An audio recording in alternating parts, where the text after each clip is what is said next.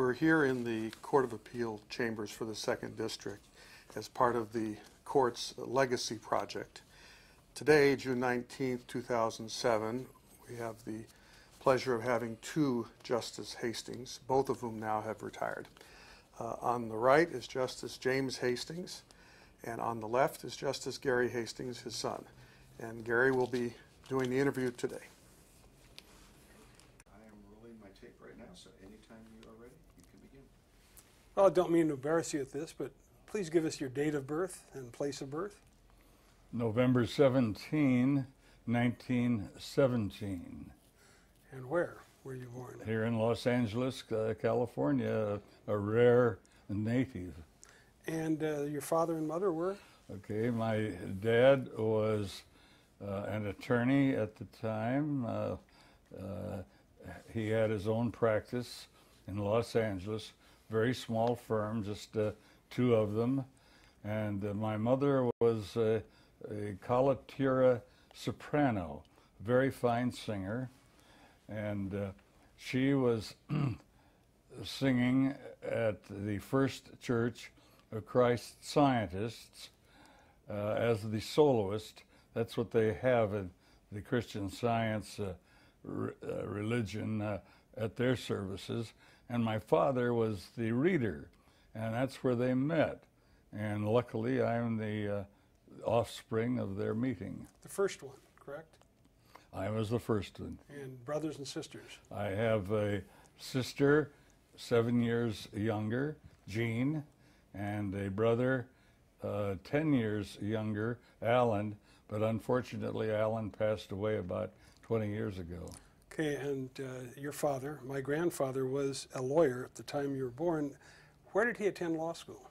Okay, Dad attended USC Law back in the days when it was downtown.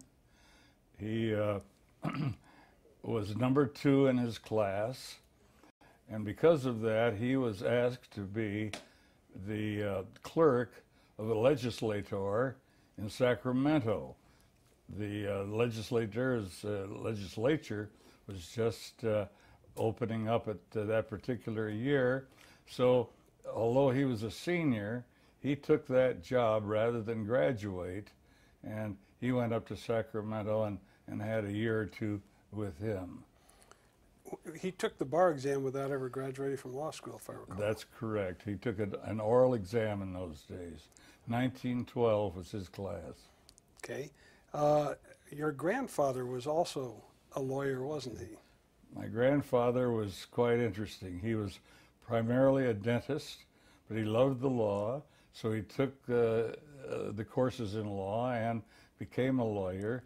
But he was also from the Deep South, where my father was, and in Jonesboro, Arkansas, he was the first Republican mayor after the Civil War in the Deep South. Now, how was growing up in Los Angeles in the first 10, 15 years of your life? What was that like? Okay, I went to all of the basic law LA schools, Los Angeles High, which was, I thought, just a great school. Then, because my dad had gone to SC and was a loyal Trojan, he, of course, wanted me to go to USC, and that's where I went. LA in those days was quite different than it is now. What were the things you enjoyed doing as a youngster up until, say, time before you went to college? Well, I was a swimmer, and at LA High I played water polo, and I was on the swimming team.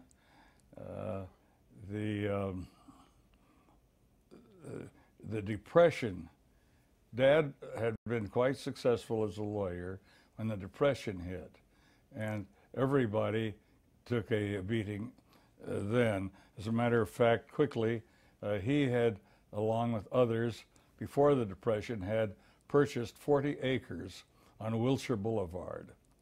And if he had been able to hang on to that, I would not have had to have gone to work during the Depression. but he couldn't hang on to it. It was foreclosed, and along with others, I started off as doing a lot of work. Dad had clients who owned some restaurants. I became busboys every summer, and until I went to college, I worked every year getting my college monies to go to college. At one point in time, if I recall correctly, you were a lifeguard over at Catalina. I was a lifeguard at Catalina during one of my college years. That's correct. But I also was head of the waterfront at a private school over there. Is that where you learned to enjoy scuba diving or That's skin right. diving? Pardon me.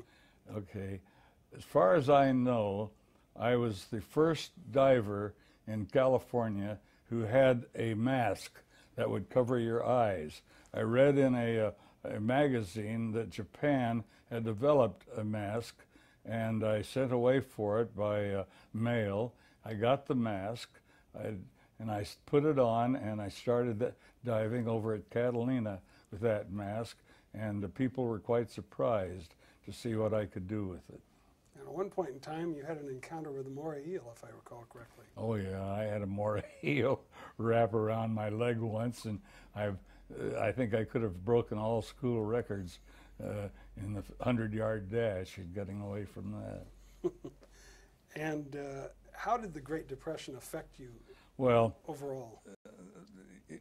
I think that and let me say this, I'm very appreciative of being able to have my son interview me here, and of course I'm very proud of the fact that he became a judge and a justice on the Court of Appeal. And one of my theories was that because I had to work my way through SC, which I did, that it would be good for them to do the same thing. I would help them with the tuition, but I felt that as far as their spending money and their fraternity money, their gasoline, that they should work enough in order to appreciate what work did for them. So I guess, as you would say, Gary, you know how I sort of rubbed that in. And you started USC at what year? I started at SC in 1936. And graduated in 1940. You met some people at USC that have gone on to become lifelong friends.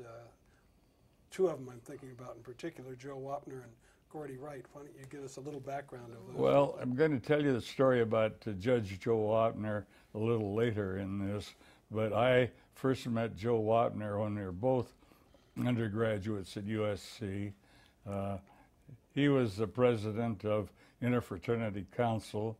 I was a Trojan Knight. We both thought that we were BMOCs. I'm not sure we were, but that's how we got to be good friends. So my knowledge and friendship with Joe Wapner goes back to 1938. The story about the other person you're asking, Gordy Wright, I'll tell you about a little later. Okay.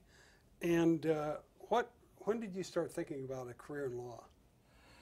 I had always wanted it, but when I went to college, the war was right over the horizon, and I knew that I would be called in the war before I could really do much about it. So I never seriously considered going to law school until I got through the war.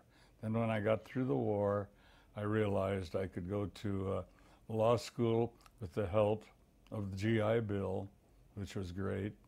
And I was married then, and that's really when I gave serious attention to going to law school. Gary, before we leave undergraduate, what was campus life like at USC in the late 30s, early 40s? Howard Jones was the football coach then, and it was wonderful, of course.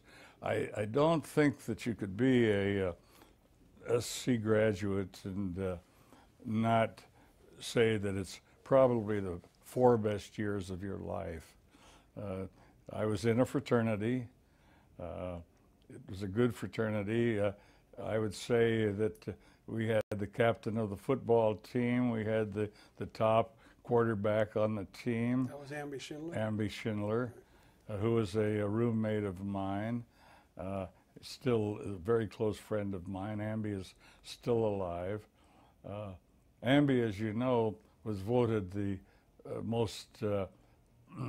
the outstanding, most valuable player in the 1939 Rose Bowl game against Tennessee. Tennessee had never been scored upon, but Amby in that game scored the 2 touchdowns that beat them 14-0. But anyway, going back to your question, did I have a good time at SC? Most people thought it was pretty much of a country club back in those days. Well, maybe that's true, but we also got a good education out of it. They taught us well, and I will have to say I agree that it's probably the 4 best years of my life. You also played water polo at USC. I was on the water polo team, made 3 letters. Were you an All-American? Well, I didn't have that in those days, but I did lead the conference in goals scored in my junior year.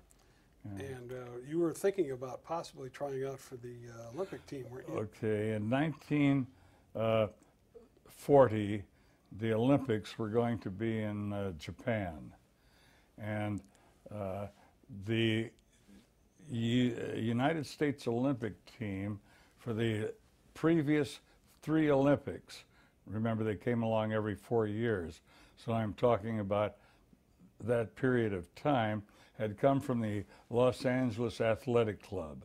They had the water polo team that represented the United States. I was asked if I would like to come out and practice with them with the hope of making the team and going to the Olympics in 1940. I said yes. I practiced with them, and then the Olympics were canceled because of the war. So that nipped that particular desire in the bud. You graduated in 1940 from USC? Correct. And did what then? All right.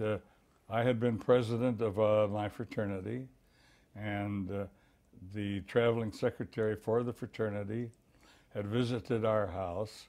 We had a very good fraternity, and he asked if I would like to come back and be traveling secretary for SAE. And this gave me a chance when the war, when I couldn't make the go with the team in the Olympics because of the cancellation. I said yes, I would take the job because it meant that I would travel all over the United States, and I think I visited over 40 universities as a traveling secretary for 1 year. And you were married what year? I was married in 1941, June 9th, 1941. To whom? Okay. Margaret Hastings was also a USC student. She was 1 year behind me.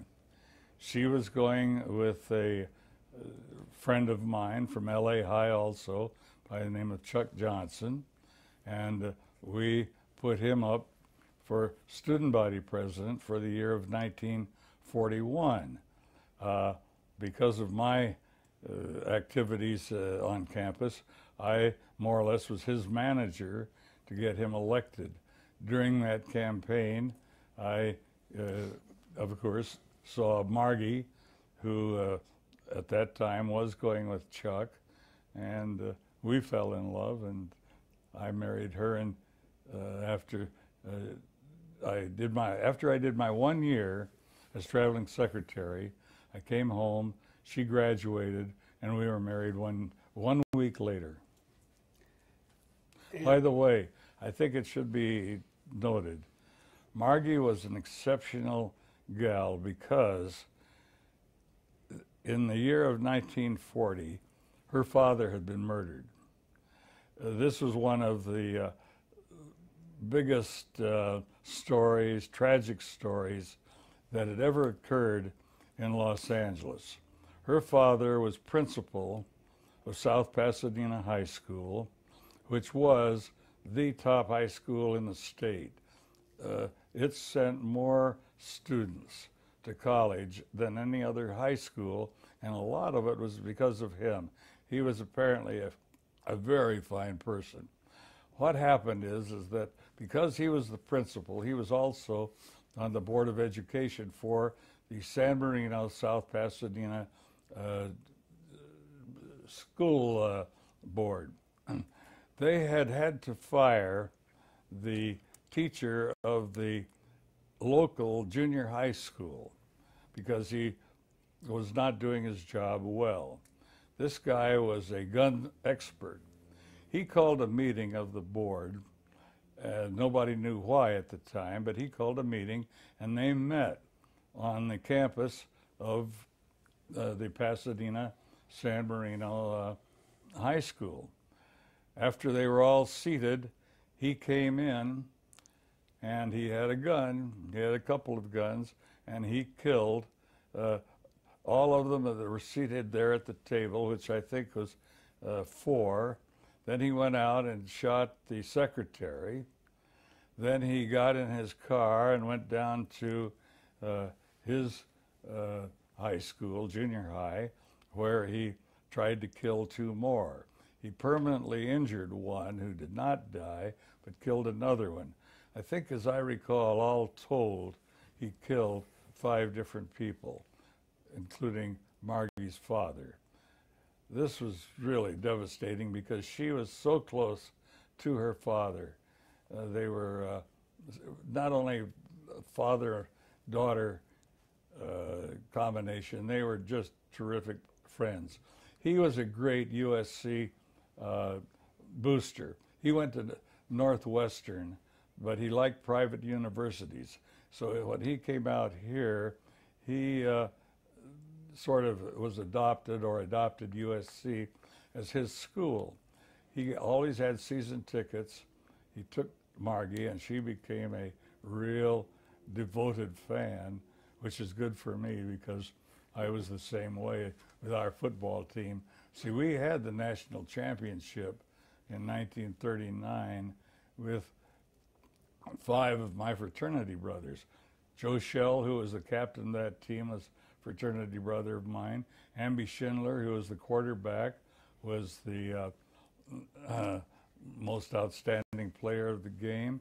Then we had several others who were on the first string. So it was pretty close for me to be connected with them. Pretty nice, I should say. Okay, well, when did you enlist and go to the OCS? I think it would have been a year after we were married, which would have been in about 6 months after Pearl Harbor. I was able to get my enlistment in. I received a commission because I had a degree, and they immediately sent me back to Harvard University, where the Navy had its communications school, and I was there for 6 months, living in the yard, the Harvard yard, where I learned all about Navy communications, how to handle flashing lights, how to do everything that a communications officer had to do. Then I graduated from that naval school and was sent to an old destroyer. That was one of the old four-stackers? It was old four-stacker. And where were you sent then? Okay, we had some very interesting duty. There were 3 of us, 3 old destroyers, but we had been recommissioned and we had been given all of the latest equipment so that we were in good shape. My most interesting duty after we convoyed ships down in South America was, oh, by the way, seeing you're here, Gary, I had finished up a convoy in Recife, Brazil. Being a communications officer, I was able to get the first dispatches for our ship. I went ashore and found out that we were going to be sent to New York. I had not yet met you. You had been born. You were born on the day that my ship sailed out of New Orleans for Brazil. So I had not yet met you. I received a telegram just after we got out of the river, the Mississippi River, that you had been born. So when I found out that we were going to New York on that day in Brazil, I was able to get a telegram off to your mother that it would be great seeing her at the Commodore Hotel in New York on such and such a date. I couldn't say anything more than that because of restrictions on everything, but I knew that she would understand.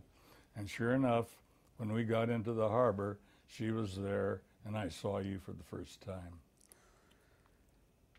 Now, you served in the North Atlantic, if I recall correctly, Okay. also.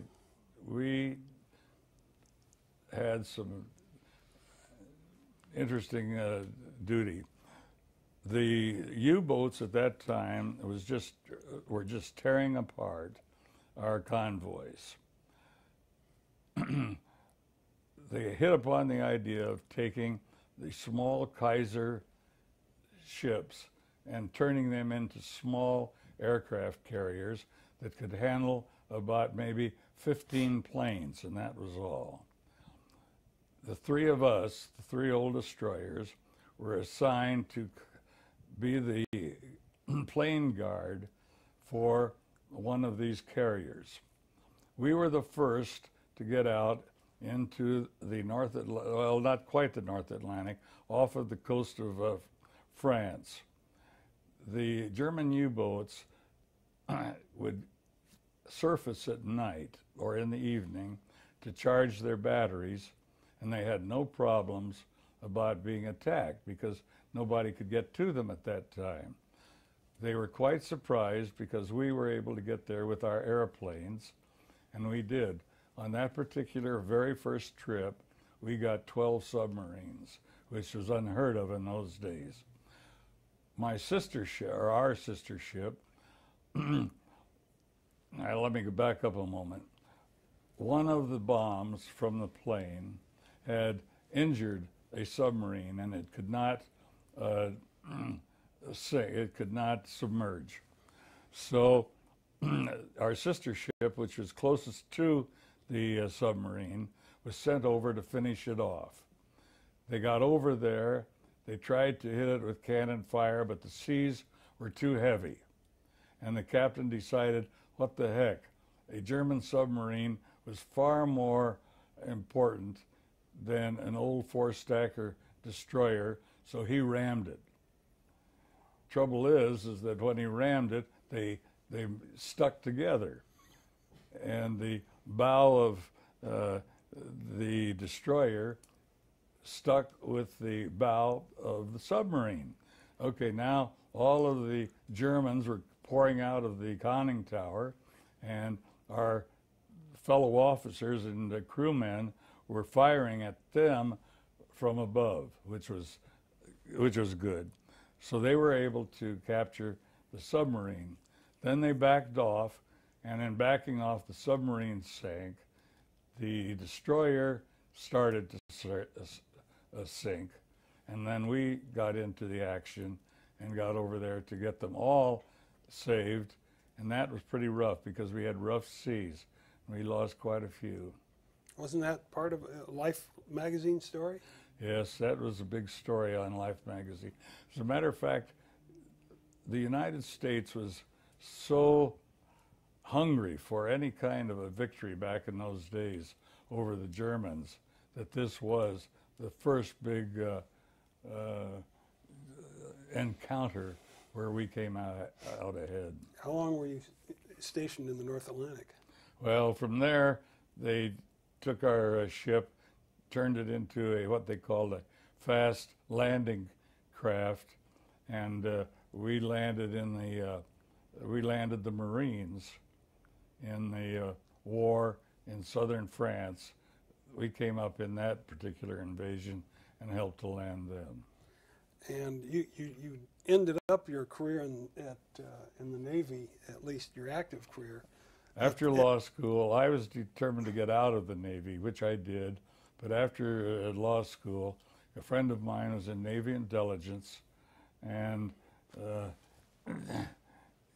he told me about the program they had to recruit officers into Navy intelligence at that time, and it was paying $90 a month to come back in, and I needed that money. Being just a young attorney, it looked pretty good. So I went into Navy intelligence reserve, which turned out to be a very good thing because it opened the door for me to some very, very good business and some interesting stories. You ultimately retired at what rank? Captain, four striper. Didn't you also go back and teach at that other little school across the town at the end of the war? Yeah, I taught I taught a couple of years business law at USC. Then I taught real property law at Southwestern University. You taught navigation at UCLA, didn't you? You're right. I did teach navigation at UCLA for about 7 months. Okay. After the war, you went to work where? After the war, I went in with my father and his What about firm. Firestone? Oh, thank you, yes. I was with Firestone Tire and Rubber Company in their personnel office, assistant personnel director. Did that teach you anything? Yes. I think it taught me that I wanted to be my own boss, because as personnel director, I saw how our president and other senior officers could fire almost at whim anybody that they didn't like. And I thought this was no way for me. And so I think, Gary, one of the things that I kept emphasizing to you was be your own boss.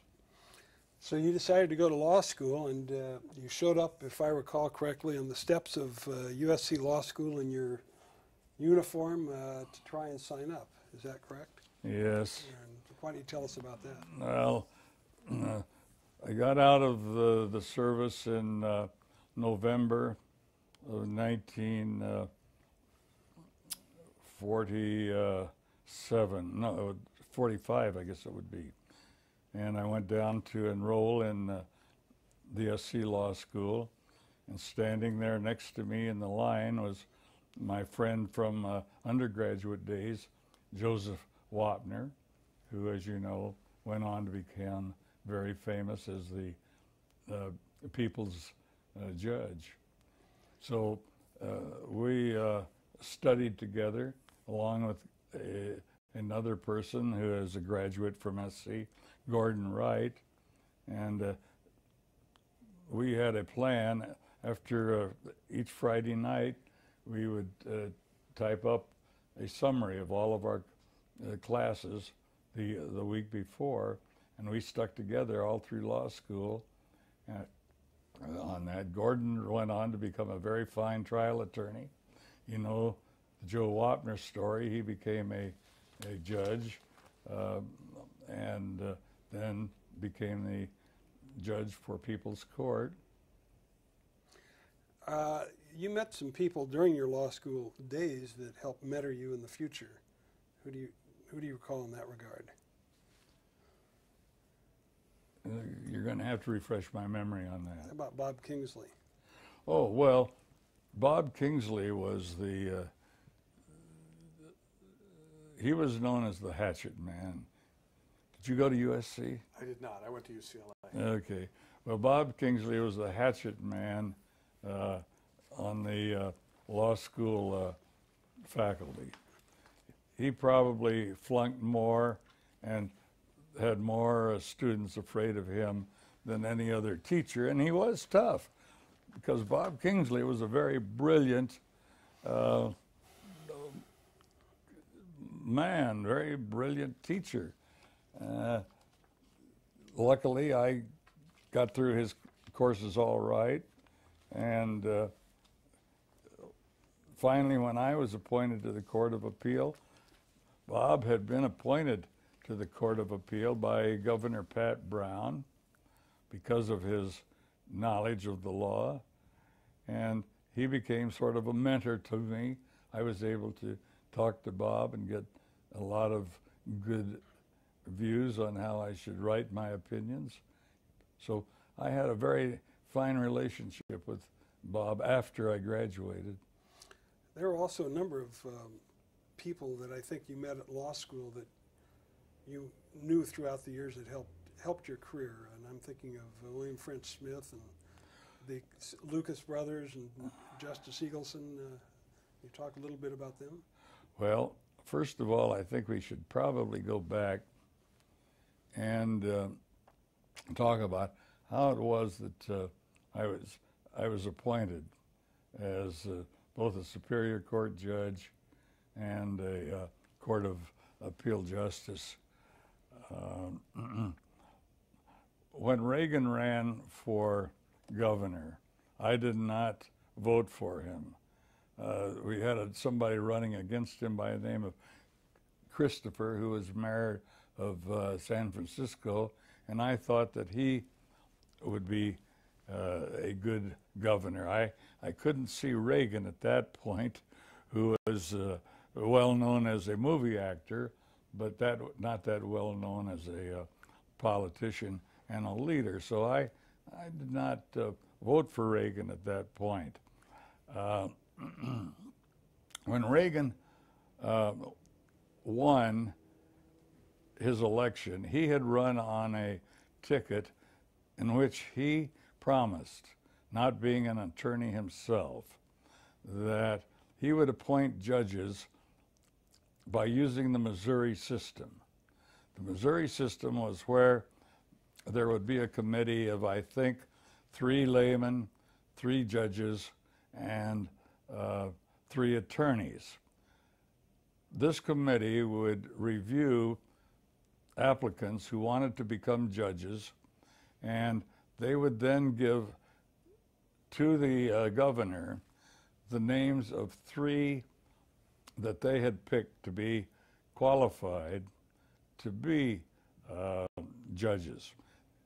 The governor then was required under the Missouri law to appoint one of them. After Reagan was elected, he appointed a committee headed by Seth Hufstetler to draft the wording for that law, and I was on that committee. Why he appointed me to that committee, I never knew. But we drafted up the law, sent it up to Reagan, and he sent it over to the legislators. For some reason or other, they never approved it. I think we know why. I think the legislators felt that maybe if they ever wanted to run for a judgeship, that they might have a hard time getting on that committee's recommendation. And so anyway, it never got out of committee. So Reagan appointed his own committee. And on that committee were friends of mine, including a good friend, William French Smith, who was a tennis partner of mine. And I think that maybe, well, anyway, let me put it this way. While Reagan was governor, 13 vacancies were, not vacancies, 13 judgeships were opened up by the legislator. So I was asked by a friend of mine on that committee whether if I would accept a judgeship if it was offered to me, and I talked it over with my wife and said yes. So that's how I was appointed to the Superior Court. Now, on the Court of Appeal, I still to this day don't know how that happened. I had been a judge for just 7 months, and I want to tell a quick story. I found out that if you are just a new appointee, you might be expected to take the worst cases that were coming out of Division I, which was the division that assigned the cases. My first case was a very, very tough case in which 2 senior judges had declared mistrials because the attorney for the plaintiff was an old-time attorney who liked to practice as though he were back in the old days. He would object to almost every question, and he would argue, and anyway, he drove them crazy. So they all declared mistrials. Well, being the junior judge, they sent it to me. And I want to tell you, after I started trying that case, I had serious doubts as to whether I had been smart in trying to become a judge. It was really tough. Was this a jury trial or a This court was trial? this was a jury trial, but his name was Steffes, and he was an old timer that would object to everything, and then he'd say, "Judge, you can't really rule like that," right in front of the jury. And I think that that was a 2-week trial. No less than 6 times did I have to take him into my chambers and say, "Keep this up, and I'm going to have to find you in contempt of court, but I'm not going to let you get a mistrial out of this. We're going to finish this case," which we did. After it was over, and I hadn't known this, he came into my chambers, and he said, "I just want to tell you that I appreciate the way you handled this case." And he says, "I have told my son about you, and he happened to be in Sacramento, and I think on Governor Reagan's staff," which I had no idea about. This might have been some way that my name got into Reagan to get the elevation. I don't know. So out of tragedy, or I won't say tragedy, out of a hardship case, it might have been that was the opening for my appointment, because I had not sought it. It was just out of the blue. Let's go back briefly. You graduated in 1948 from law school. Right. And why don't you tell us what you did after law school, who you worked with, and what you specialized in, that type of thing? Well, most of my law was in business. My father had a very fine probate practice, and I got into that, and then because of my teachings at Southwestern, where I taught real estate law, I got into real estate practice. At that time, my early years, condominiums were just coming into being, and I was in the forefront of drawing a condominium, you might call rules and regulations, and organizing corporations that would become condominiums. So I was in the beginning of that in real property law. And then, in addition to my business law and my estate practice, I became chairman of the board of the Bank of Pasadena and got into banking law. So that was primarily my practice: real estate law, probate law, corporations and partnerships, and banking law. That was primarily what I was doing. Was this at your father's, the firm that had your father's name? Yes. And what was it called when you joined it? Hastings, Blanchard and Hastings was the name of the firm. And you were the first or third Hastings? Third. My father was the first. Yeah. You also were My quite father, by the way, lived to be 104. He practiced until he was almost 100, didn't he? Yes, he did. And you were also active in the local bar association and the state bar. Why don't you tell us about what you did with them?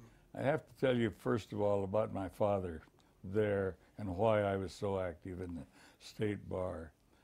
My father was probably the most ethical person you would ever want to meet, and he had this reputation with the bar in Los Angeles.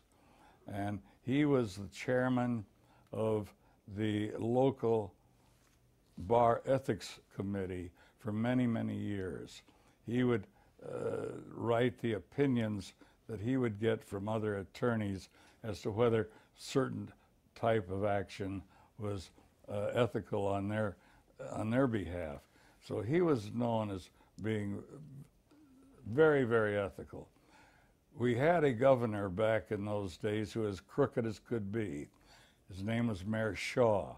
This predates by many, many years, you're coming into this world. Shaw was finally ousted, and a judge who had a very fine reputation for honesty, Judge Bowron, was elected mayor of the city of Los Angeles. He knew about my father's reputation, and he asked my father to head up the zoning board. Now, zoning board was where most of the graft was occurring, because these big developers would come in and through well, you know, just through plain old graft, giving money to the board, would get approval for certain areas that could be zoned for commercial work, zoned for different types of residential work and so forth. And this was one of the big areas of graft that was discovered. So Mayor Bowron asked my father to head up that committee, which he did for several years while they turned the city around. That, I wanted to tell you that story because that shows how ethical my father was. Okay, because of that, he got me immediately into the ethics committees of the local bar association. And I was on all of the ethics committees, is one thing. I also was very active in the junior barristers, and I put on the, as chairman, the Christmas hijinks. I was on a committee to try and reduce smog in Los Angeles. Briefly, I did have a lot of extra work on committees for the Bar Association. Then, later on, because of my, and I think because of my dad's reputation, I became chairman of the committee on the unauthorized practice of law. This was for the state of California, not just local, but for the state. And on that committee, we would have to bring in people who were practicing law, corporations that were practicing law, and we would have to give them cease and desist orders. And then after that, I was on the state bar ethics committee for 2 years, and I was told I would be chairman of that committee, except then I was appointed to the Superior Court. How did you find the change from the practice of law to being a judge? What did you recognize that was different, that was a significant difference for you? Well, it's completely different. I hadn't given much thought to this, but I think by the time I was appointed a judge, I was ready. Being a small practitioner with lots of irons in the fire could keep you pretty busy, and it was nice to get on the bench and just do your judicial work, which I found most enjoyable. I would say this: after 22 years of private practice, becoming a judge was a wonderful change. I enjoyed it very much, and I can say that I am very thankful that Governor Reagan appointed me, because it did change my life much. I think I'm probably alive today because I became a judge and could enjoy what I was doing so much. How about the change of income? Was there much of a change in income or an impact? There was a little drop off when you became a judge, yes, but not a great deal, because one of the interesting things is that after I was appointed, the legislature tied their income into the judiciary's income, and all of a sudden we found the judiciary income leaping forward. So I have to admit that after a few years on the bench, I was probably making more money than I would have made if I'd stayed in the practice. Your father must have been very proud of you at that time, going onto the bench. He was. Remember conversations you had with him around that time about this transition? Yes, he was. He had been offered a judgeship when he was a very young attorney by a governor, I can't think of his name right now, but as mentioned just earlier, the income wasn't very big at that time, and he felt he couldn't take the judgeship, so he turned it down. But he was quite proud when I became a judge, and very proud when also Gary became a judge after me. You served in the Superior Court less than a year. How did you find the transition to the Court of Appeal? Well, it's quite different. You know, being a trial judge and then a justice on the Court of Appeal, that there is, I think, a big degree of change. As a trial judge, I think you're more concerned because you're an arbitrator. You're making sure that the case is fair, that the parties get to present their case properly, and as I say, I think you're more of a referee. You're really not that in the Court of Appeal. You're back to the basic law that you was taught in law school, where you have to do a lot of research, a lot of reasoning.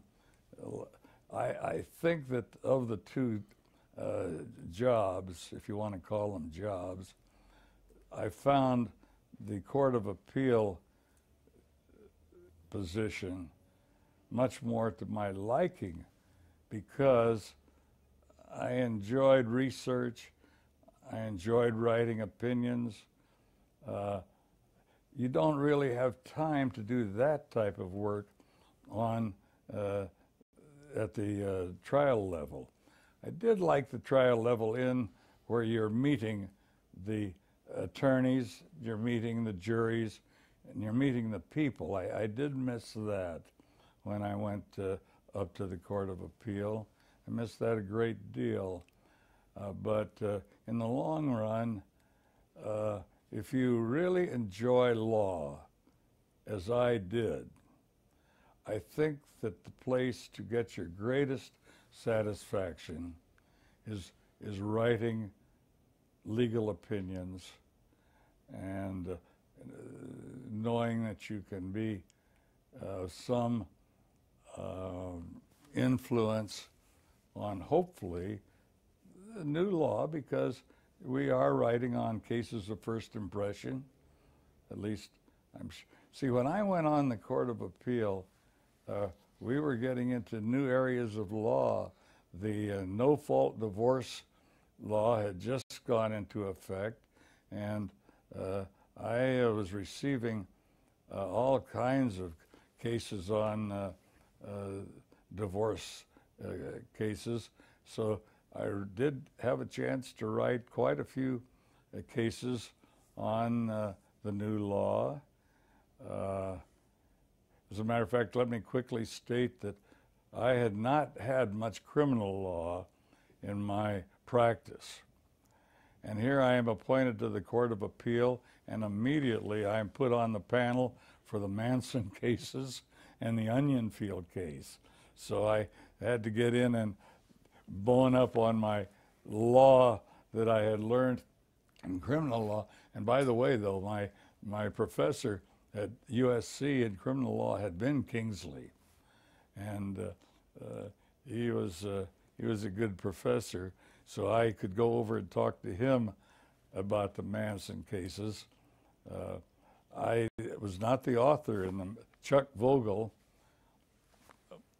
we had Chuck appointed to come up and handle the Manson cases, rather because they were so voluminous.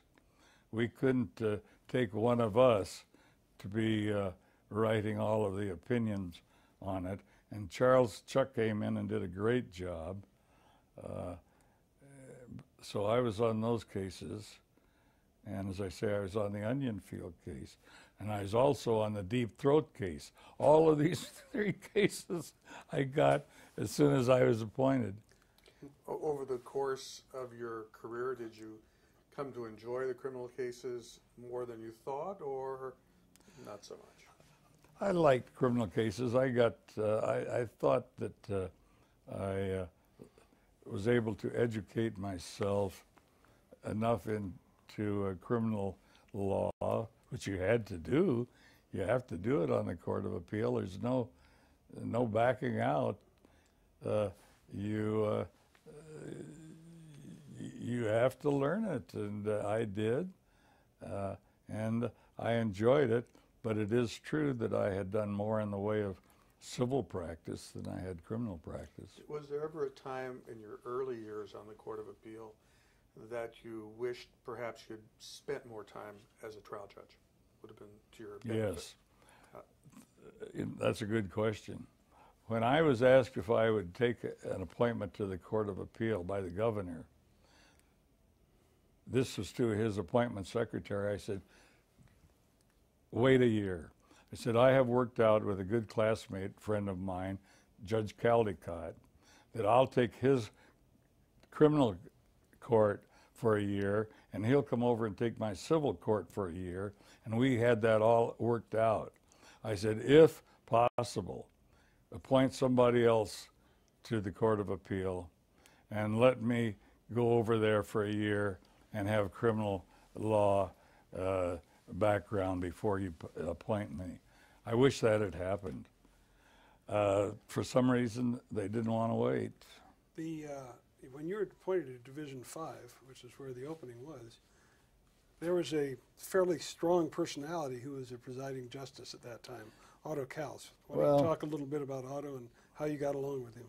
Otto was not only a strong personality, but he was a wonderful person who was very intelligent, very well schooled in the law, and could write beautiful opinions. He took that from his mother. His mother was a famous writer, and she had been the first one to take the memoirs of Catherine of Russia, Catherine the Great, was it? She had taken her memoirs in Russian and translated it into English. And she also, on her own, wrote. So Otto was well-schooled, when it came to writing opinions. Otto was also, Otto Kaus, probably a form of, well, sort of like a Prussian background, and could scare a lot of people because until you got to know him, he could be very opinionated about a point of law. Personally, no problem. But when it came to a point of law, if he thought he was right, he could spell out the reason he thought he was right. And unless you were sure of your position, he could pretty much convince you that you went along with him. And this scared some of the judges, I was told, before I was appointed to the division. But I had a wonderful relationship with Otto, and he never had a problem. I never had a problem. And he went on up to the Supreme Court, where he was probably one of our better justices.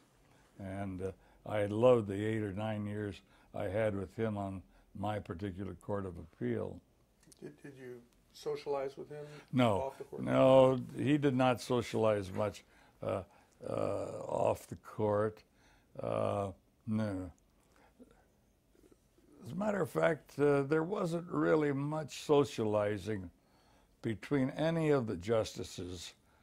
Well, I take that back. I did socialize quite a bit with Justice Stevens. He was Clark Stevens. Clark Stevens, wonderful person, yes. But I think that most of the justices, even in other divisions, worked hard, probably went home at night, took lots of times, took their work home with them. I don't think socializing was that big or that important. Clark Stevens came from a well-respected family of judges. What was he like? What was his judicial philosophy? Clark was the brother of a federal judge who was well-respected. Clark came from a family that was well known in the judicial circuits. Go ahead. And Clark was appointed a municipal court judge early in his career, so he had been on the court for a long time when I got there. And while he was a Democratic appointee, if you'd call it that, in those days, appointed by a Democratic judge, a Democrat judge, and I was appointed by a Republican judge, we saw eye to eye on most cases. Very fine person. The public sometimes looks at it the way you just characterized it. You're appointed by a Democratic governor or a Republican governor. When you came on to Division 5, I think there would have been 2 of you were appointed by Republicans and 2 by Democrats. Did that seem to have any impact at all in your relationship? None whatsoever.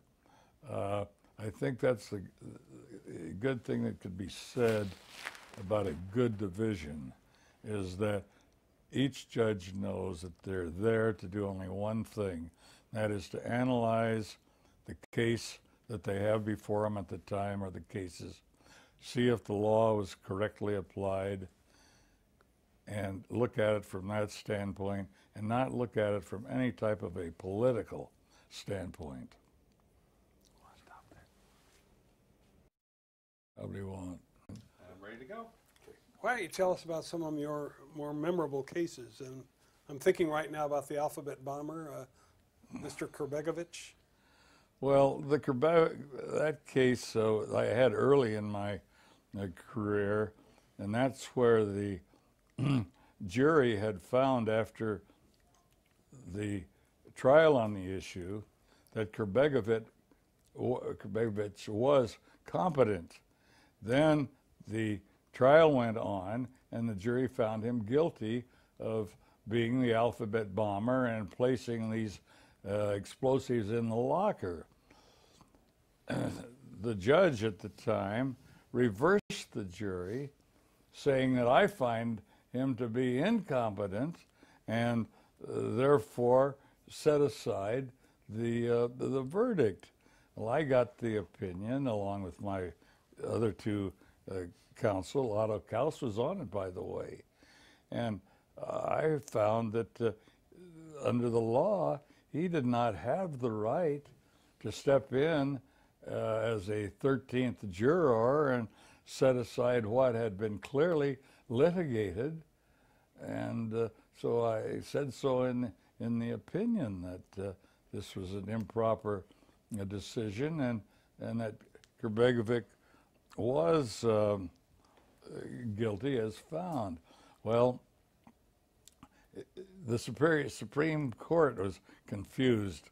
They didn't know quite how to rule on the case, so they just ordered the case to be retried, and he was found to be competent and was guilty, just as he had been in the first case. So now let's see, another case. Didn't you receive some death threats from him? Not from Krbegovic. The Onion Field case is where we received some death threats from the guy who's still in jail, by the way.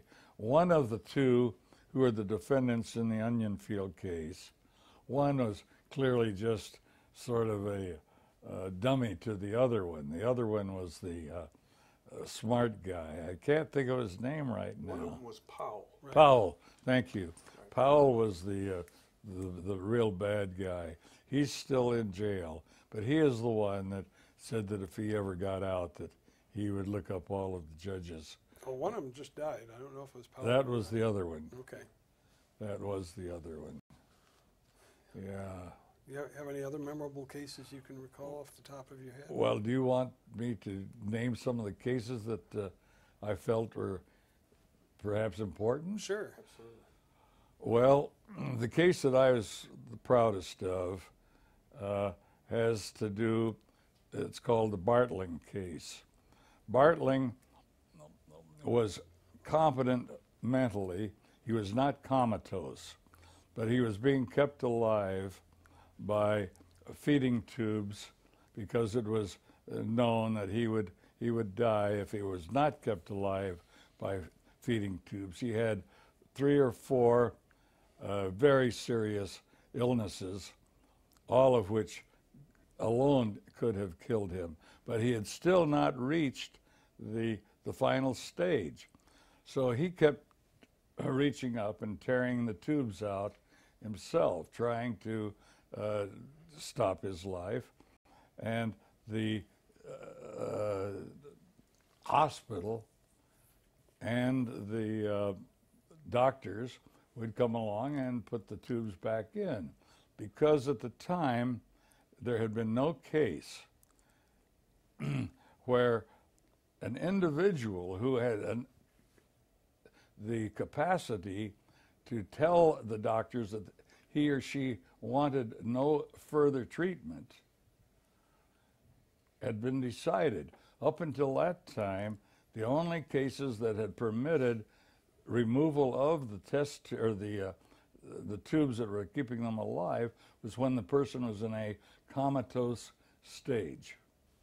So I ruled in this particular case, along with my 2 associates, that he had the right as an individual to determine his own treatment, and that they should let the tubes be removed. That case was approved by the Supreme Court. I probably got more requests from all over the world for that opinion than any other case that I ever wrote, because it was really one of the first cases on, being able to stop all of this tubal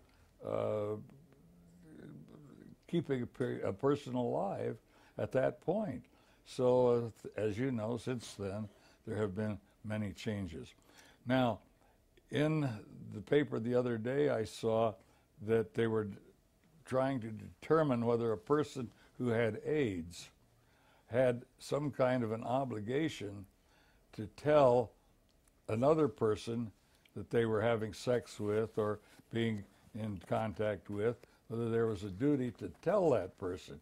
And I was surprised because over 20 years ago, I had a case where a doctor had a serious venereal disease, and he did not tell it wasn't his wife, it was his girlfriend. He did not tell her that he had this disease.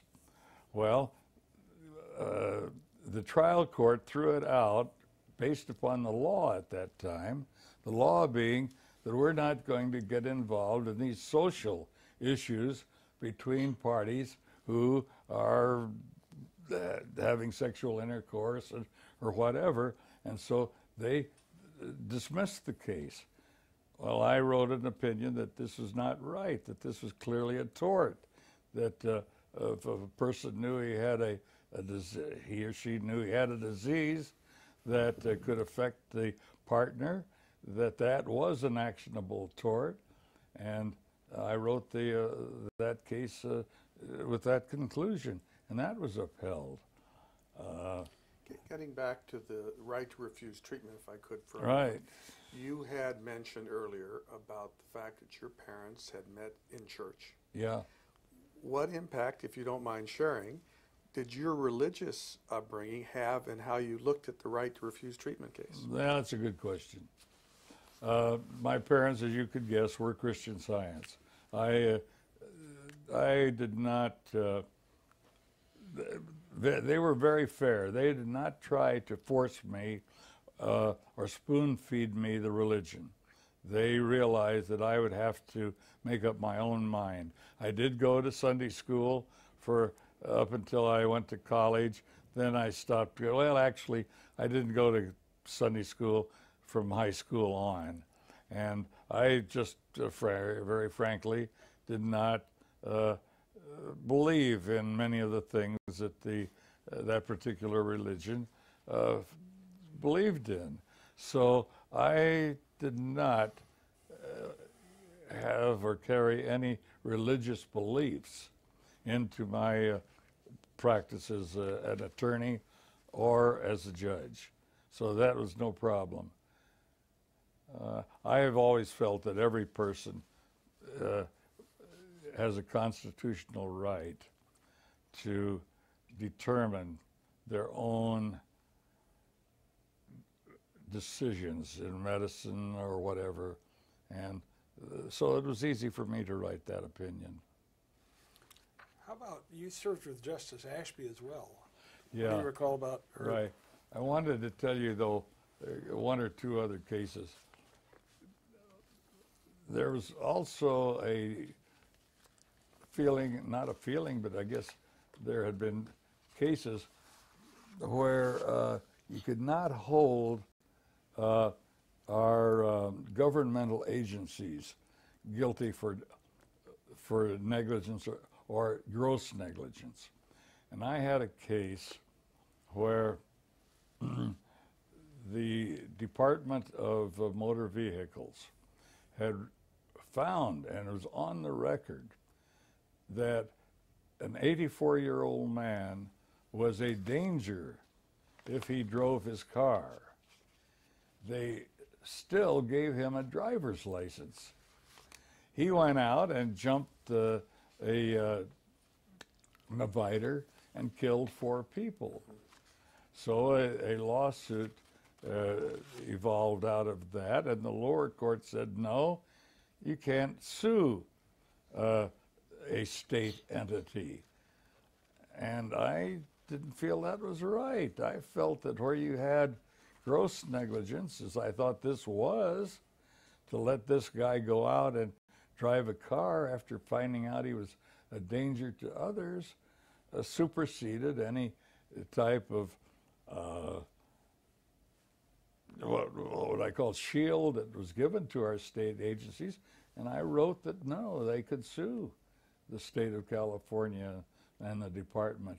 and that was upheld by our Supreme Court. So that was another case that I felt pretty important, was of importance.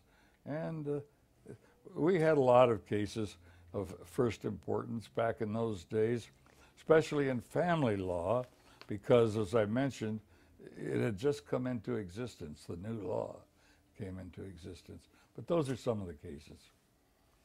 What about your relationship with Herb Ashby? Well, Herb was fine. Herb was,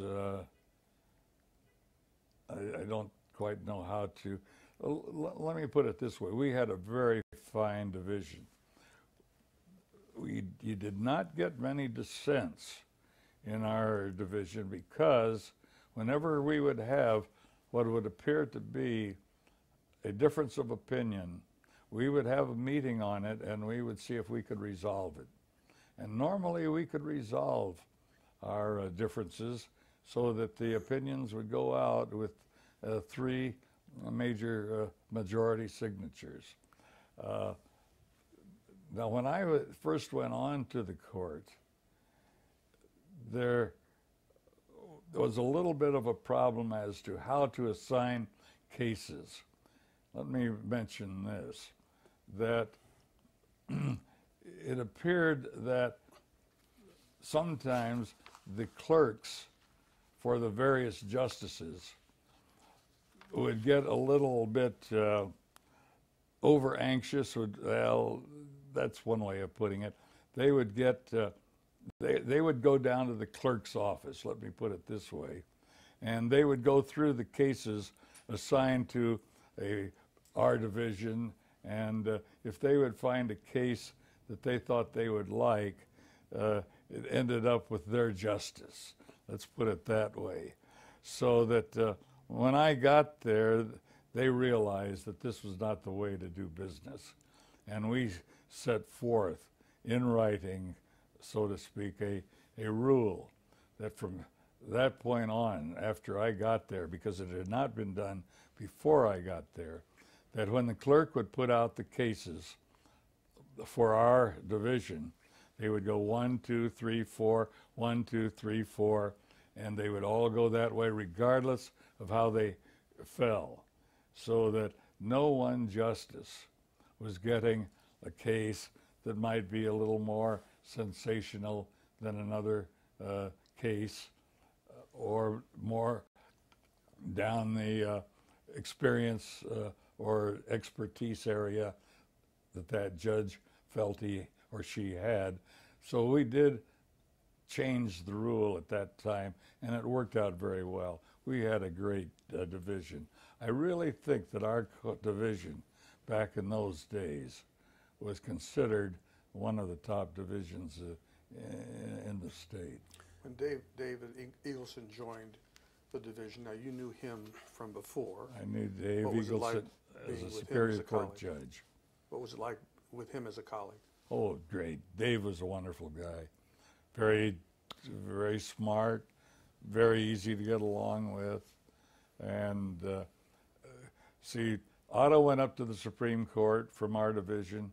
Dave Eagleson went up to the Supreme Court, both from our division. And I can say that I enjoyed working with both of them, and we always remained good friends.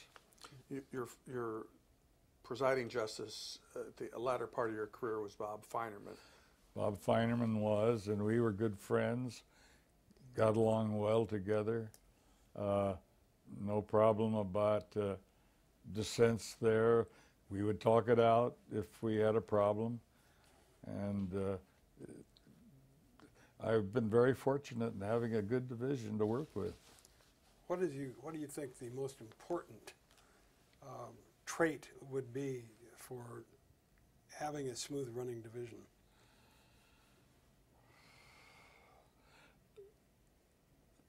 The first thing, swallow your ego. If you've got a lot of ego, don't try to bring your ego in with 3 other guys who are probably just as smart as you are and maybe even smarter. Recognize that you're all there to do the same job.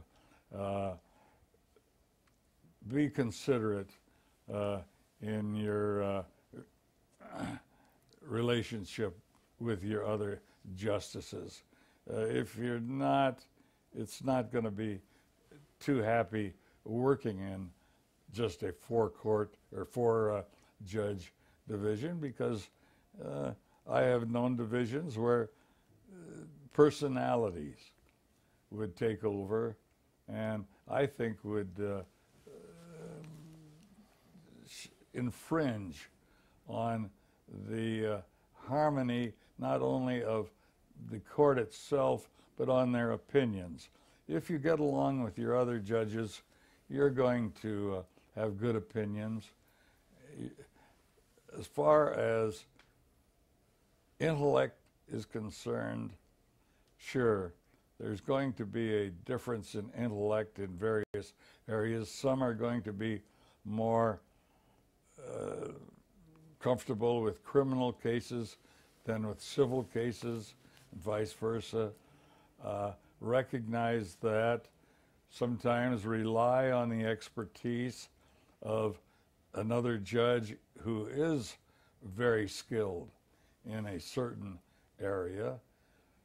But you can do that without having to set aside your own experience and knowledge. See, the great thing about being on the Court of Appeal is that you have time to really study and acquaint yourself with the issues and the law that's involved.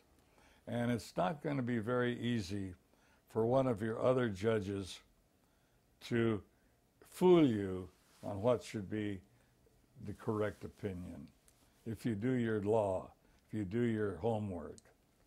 And that's what you should do on the Court of Appeal. What about working with staff? You have a secretary or judicial assistant, we call them today, and one or more research attorneys. What was your theory and your philosophy about working with staff? I had great relationships with my staff, because when I would give them a case, if I felt that they knew the law or could handle it, I would let them run with it, and then I would let them do the opinion, and then I would review it with them, and if I felt that they had made a mistake, I felt that I could be very circumspect in how I discussed it with them. I never tried to be, hey, I'm your boss and you're going to do it this way and that way. It was a working relationship that I had with my staff, and it was a very friendly staff. That's the way it should be.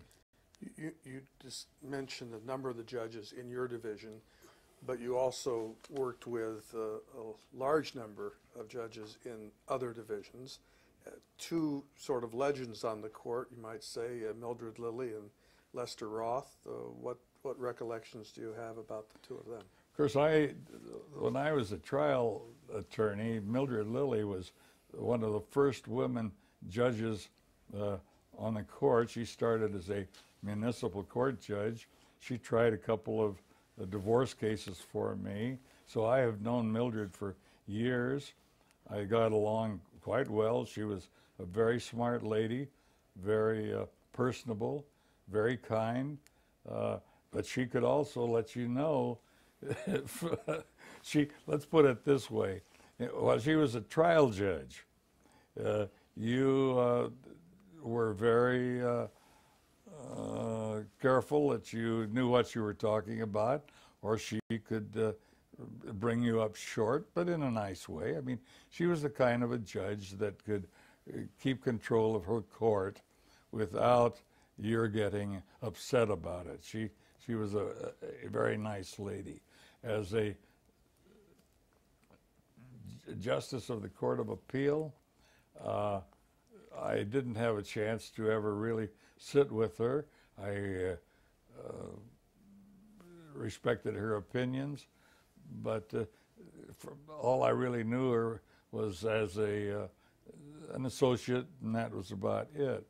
some of the others. Now, we had Bernie Jefferson back in those days, a brilliant justice, brilliant scholar, had written many books, and he was a great guy.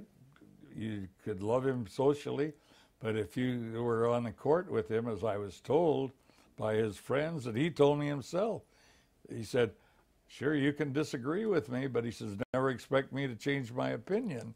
He says, when I write an opinion, he says, that's it. And his associates would always tell me the same. If Bernie dissented, just take his dissent and go on. Don't go in and try and change his mind. Now that was rare. That generally didn't happen in our case. Some of the others. Campbell Lucas, you knew. Well, Campbell Lucas was just a wonderful judge and a wonderful person. Just so nice, so easy to get along with. Yes, for a while there, he was my presiding judge. After I had retired, I stayed on for 2 more years to help the court with its backlog because Dave Eagleson had been appointed to the Supreme Court, and we were short-handed. And so I stayed on when he was presiding judge of Division 5, and it was just a very easy to work with, fine judge. On occasion, you had some of your opinions decertified by the Supreme Court. Were you ever overruled by the Supreme Court or reversed? Sure. How'd you take that? Oh, I disagreed with them. I don't think I ever. Now, I don't think I had too many overrulings. I can only remember maybe 2 or 3. Now, decertifying was something else again. I can understand that because I was going through my cases before I came here for this interview, and I noticed that on most of the cases where they wanted to take over one of my opinions, it was either Rose Bird or Justice Mosk who voted to take it over. None of the others did, but those 2 always wanted to take my opinions over. And I think that, again, was a philosophical disagreement, which you shouldn't have. You shouldn't have that philosophical disagreement so much in the courts. But we all know that there can be. Now, your question, again, was what? When the Supreme Court would disagree with you and reverse you, did you always agree that they were right or not? Oh, no, I disagreed with them every time. I never did. But luckily, they didn't take over that many cases. Let me ask some questions about Gary for a while, if I may. At some point... Can I dissent? You can dissent, and you can answer the questions, too. At some point, he expresses interest in law. How does that come about? I think that I figured that Gary wanted to go to law school after he had 1 year out in private business like I had had. See, I had had a year with Firestone Tire and Rubber Company. He had had 1 year with Alcoa, and it kept coming back to him, and he saw it that he would be much happier being his own boss. Okay, where could he be his own boss? Well, he had, like I did, because of an affinity, I think, toward the law, and so he decided that if he could come back and go to law school, that was what he would do. I think, if I have my years right, by the time he actually graduated, you were on the bench. No. Okay. No. I was appointed to the bench, I think, the day that he graduated, wasn't it? Yep. Yes. Yeah. Had there been some talk about him joining your firm prior to the time you were appointed? I don't know if we had talked about it, Gary. I can't remember. Had we? I think we were just assuming that it was going to happen. I think that's right. I think we assumed that he would he would do that.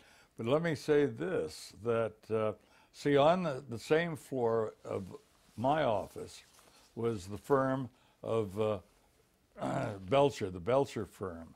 And Belcher was probably the #1 trial attorney in the state of California. And I knew him well.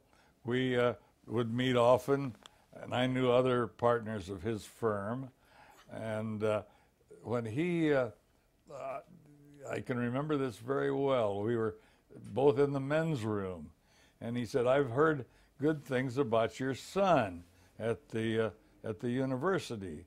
And I said, "Yes, I'm proud of him. He's #1 in his class, and all this and that." And he says, "Well, I know you're going to be appointed a judge."